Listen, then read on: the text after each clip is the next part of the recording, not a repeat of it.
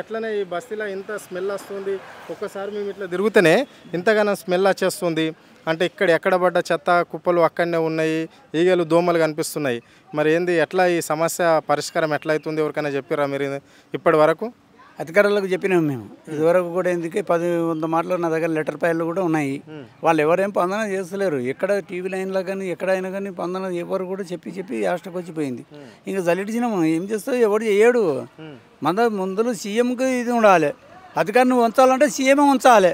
మనం సీఎమే ఉంచినప్పుడు మనం ఏం చేయగలుగుతాము ఆయనకి? మనం ఇల్లు ఏం చేస్తారు, సార్ చేస్తాంలే అంటారా, చేసేది లేదు చూసేది లేదు. అందుకొరకు ఎవరు చెప్పి ఇది మన కనీసం ఆ అన్నం తింటుంటే కూడా స్మెల్ అట్లా వచ్చేస్తుంది. ఆ దోమలు అయితే ఇతిమీరిన దోమలు, ఆ మలేరియా, డెంగ్యూ మలేరియా కూడా వచ్చింది. మా తట్టు 2-3 ఉన్నారు వాళ్ళు మా దగ్గర కూడా. అటువంటి పరిస్థితులు ఉన్నాయి. కుక్కల దాడులు, మనుషుల దాడులు, గంజాయి కొట్టుడు, తిరుగుడు, అవర్ టైపులు తాగిపోయింది. అంటే దీనికి ఎంతటి కారణం, దీని నిర్లక్ష్యానికి ఎవరు బాధ్యత అంటే సీఎంకే ఉంటాయి ఇవన్నీ. అధికారులు మొయిన అసలు ఉంటే కింద ఏం చేస్తాడు, కింద ఉన్నాడు వంచాలి వాడు. చేస్తామంటారు కానీ చేసేది లేదు పిచ్చేది లేదు. తిరిగి యాస్తకు వచ్చి అన్ని పనులన్నీ విడిచిపెట్టాం, కప్పు కూర్చున్నాం ఇంట్లో. ఇక నలుగురు లేనిది ఏంది, నలుగురు పట్టించుకుంటే మనం కూడా పట్టించుకోవాలి. నలుగురికే పట్టించుకున్నప్పుడు మనం ఎందుకే అని అనుకున్నాం. మనం కూడా తిరిగి యాస్తకు వచ్చి విడిచిపెట్టేసినాం. ఆ చెర్ల నీళ్ళు ఇవి 3 తూములు, అవి 3 తూములు ఉన్నాయి. 3 తూములలో లేదు ఖచ్చితంగా మేము ఇళ్ళనే చేస్తామని అంటే నా మీద కేసు వేసిండ్రు. కేసుకు తయారుగా అయిపోయింది. అటువంటి పరిస్థితి ఇప్పుడు ఆ నీళ్ళు ఇక్కడ కానీ వచ్చినాం అనుకో, ఉన్న 200 మంది నాశనం. ఇక్కడ కింది బస్తీల మహాత్మా గాంధీ నగర్లో అట్లా కూడా చెప్పినాము, అందరికి చెప్పినాము. లాస్ట్ పోలీసు వాళ్ళు తట్టుకుపోయినాము, అన్నీ చేసినాము, అంతా అయిపోయింది. వాడు ఏమంటాడు, అధికారుడు ఏం చెప్తున్నాడు, అసలు పోయి పట్టుకోంటాడు. అసలు ఎప్పుడు పోలే, కొంత దగ్గర 100 మంది పోవాలి. ఎమ్మెల్యే కానీ కార్పొరేటర్ కానీ వీళ్ళంతా ఎవరేం అంతే. ఈ సేవలో ఉంటారు, ఈ సేవలో పోతున్నాయి. ఎవడు ఏం చేయడు, మళ్ళీ ఏం చేయాలి? అంటే హైదరాబాద్ మధ్యలో ఉంది కదా ఈ ఫిలిం నగర్ అనేది. ఇక్కడనే విఐపీలు ఎక్కువగా ఉంటారు, రాజకీయ నాయకులు ఉంటారు. మళ్ళీ ఇక్కడ చాలామంది పెద్ద వాళ్ళు ఇక్కడికి వెళ్ళి పోతుంటారు.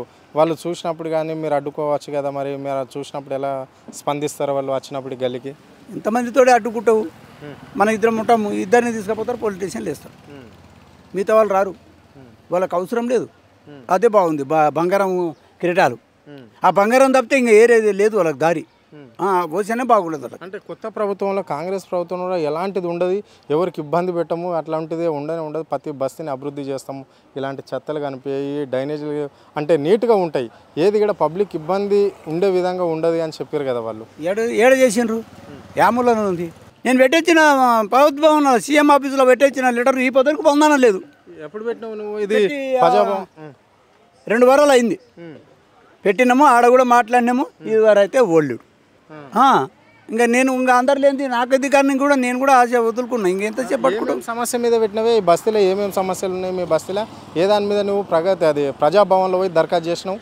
ఇది చెరువు గురించి ఒకటి పెట్టినా, ఆ తర్వాత కరెంటు లైట్లు కూడా పోయినవని కూడా అదొకటి పెట్టినాము. వర్క్ చేస్తలేరు కూడా చెప్పినాము. లాకేసేటోళ్ళు లాకేసిండ్రు, నువ్వు చెయ్యొద్దు వాళ్ళకి, మేము చెప్తేనే చేయాలని. చేయకుండా పోయి మనకి వచ్చింది ఏముంది? ఇప్పుడు అధికారుడే రాని, ఇప్పుడు అందరం కలిసి ఎగబడితేనే కదా అధికారుడు చేసేది. మనము ఒక ఇద్దరం పోతే అవుతుందా? కాదు కదా.